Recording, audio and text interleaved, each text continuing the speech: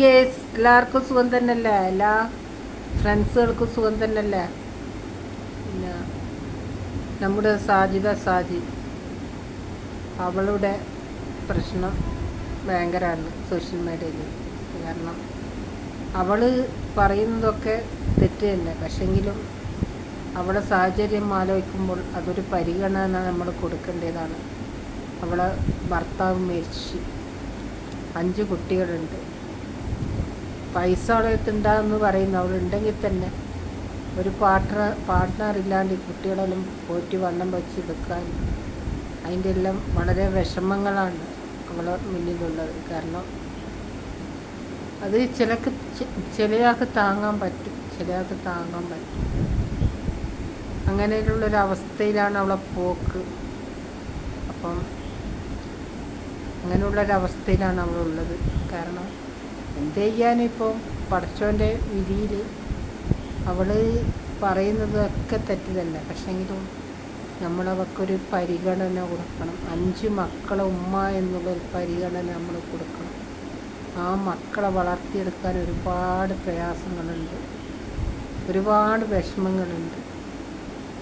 അന്നേരം ചോദിക്കുമ്പോൾ ഓലയും നോക്കിയിട്ടാണ് ഓളാടെ കുത്തുന്നത്. ഈ കുട്ടികളെ വളർത്തിയെടുക്കാൻ പൈസ വേണ്ട. യൂട്യൂബിൽ നിന്ന് വല്ലതും കൊണ്ടെല്ലാം പോറ്റിയെടുക്കാൻ പറ്റുമോ? ഇന്നത്തെ ചിലവെല്ലാം എന്തെന്നാ. അങ്ങനെ ഓളെന്തല്ലോ തീയാതിരി പോകുന്നതായിരിക്കും. അവളെ പറഞ്ഞിട്ടും കാര്യമില്ല. പിന്നെ അന്നേരം ആരെങ്കിലും എന്തെങ്കിലും പറയുമ്പോൾ നമുക്ക് വിഷമിച്ച് നിൽക്കുന്ന നമ്മളൊരു താങ്ങില്ലാണ്ട് കഴിയുമ്പോൾ നമ്മളൊക്കെ ആരെങ്കിലും എന്തെങ്കിലും പറയുമ്പോൾ നമുക്ക് വേഗം ടെൻഷനാവും, ദേഷ്യം പിടിക്കും. ഇങ്ങനെയൊക്കെ ഉണ്ടാകുക. അതുകൊണ്ട് ഞാൻ ഓളെ ഭാഗം പറയുന്നില്ല. നിങ്ങളൊക്കെ നല്ല മനുഷ്യന്മാരല്ലേ, നിങ്ങളൊക്കെ ഓക്ക് കോംപ്രമൈസ് ചെയ്ത് കൊടുക്കണം.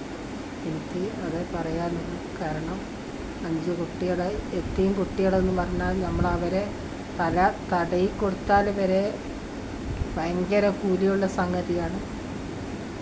ആ കുട്ടികളെ വളർത്തിയെടുക്കാൻ കുട്ടികൾക്ക് ഉപ്പ പോയി, ഇനിയുള്ളത് ആശ്രയായ ഉമ്മയാണ്.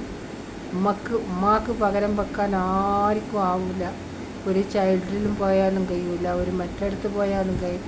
ആ ഉമ്മ എന്ത് കെട്ട ഉമ്മയാണെങ്കിലും ആ ഉമ്മ തന്നെയാണ്. ആ ഉമ്മ ഇല്ലെങ്കിൽ പോയി. ആ ഉമ്മയുള്ള കാലത്ത് കുട്ടികൾ ഉമ്മാൻ്റെ സംരക്ഷണത്തിൽ വളരണം. എനിക്ക് നിങ്ങളോടൊക്കെ അപേക്ഷിക്കുകയാണ്.